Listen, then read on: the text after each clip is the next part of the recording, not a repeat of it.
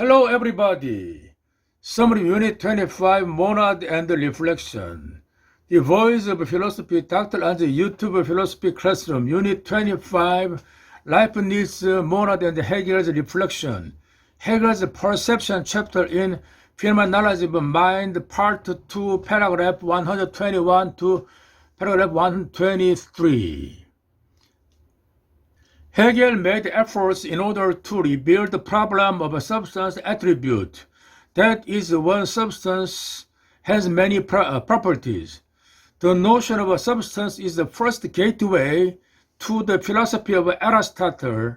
However, the notion of a substance was seriously criticized, especially by the empiricism.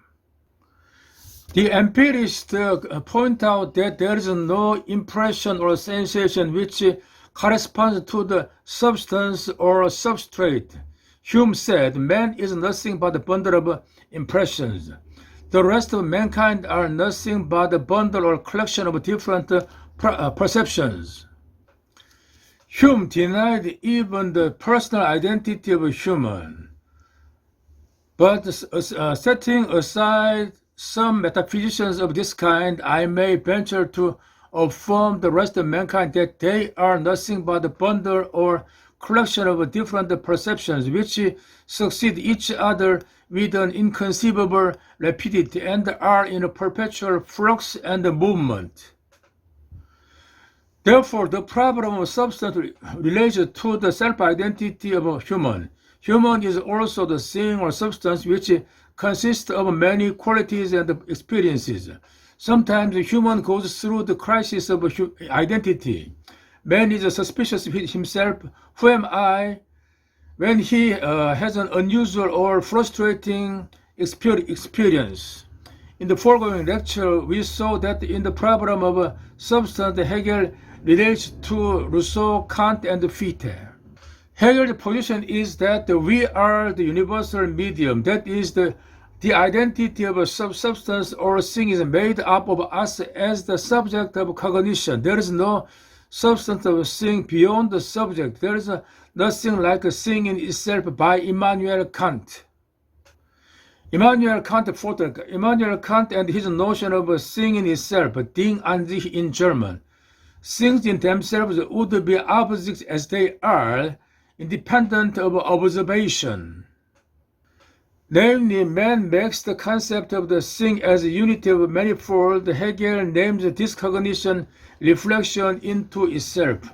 With this reflection, Hegel indeed aims at the Monadology of Leibniz. The notion of monad is a simple, indivisible thing like an atom. However, it is a spiritual atom. Further, according to Leibniz, monad is isolated from outside and locked inside itself. Monad is windowless. However, monad is said to have the inner activity which is called perception. Therefore, Leibniz called this activity of inner perception multiplicity in unity. The tale of monad is, so to speak, like the contemporary romans which are written in the methods of a stream of consciousness, as in James Joyce, Marcel, Proust, and Virginia Woolf. According to Leibniz, the perception as unity of manifold is not different from the self-identity of monad. Here we can see the most suitable structure of a substance attribute.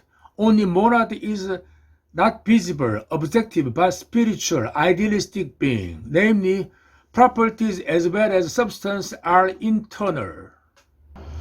Leibniz, the author of Monadology and the proponent of the principle of identity of indiscernibles. Paradox of monad. Monad is windowless, that is isolated from outside, locked inside itself. However, monad has the inner perception whose structure is multiplicity in the unity, which represents the principle of identity of indiscernibles. Furthermore, Leibniz says of the principle of identity of indiscernibles, Vidal said there are no same things in the world, which indeed refer to the inner property of a monad. All monads are individual, unique. Hegel shows, however, how the notion of monad is formed through his way of phenomenological dialectic. That is, the natural consciousness tends to distinguish itself from substance and unity from manifold. Therefore, the natural consciousness takes itself for unity and the substance for manifold, and then reverses itself for manifold and the substance for unity. It cannot realize that the reciprocal movement of the opposite is the substance itself. In this process reveals the contradiction of a notion of monad. The isolated monad meets with the other monad. This thought is represented as a being for itself and a being for other. This is a forthright of Hegel. Hegel, author of Phenomenology of Mind. Hegel thought in his grand work, Phenomenology of Mind, that this troublesome problem of a substance is solved in the notion of monad as a spiritual substance. However, Hegel points out the finite character of the monad. The monad is divided into being for itself and being for other. Conclusively, Hegel reconstructs the notion of monad through the reflection into itself. Further, the suitable notion of a substance's property is found in monad. However, the monad is again divided into being for itself and being for other, which is evidently opposed to Leibniz's original intention. Thank you very much for your attention and interest in philosophy of Voyage of Philosophy. See you tomorrow.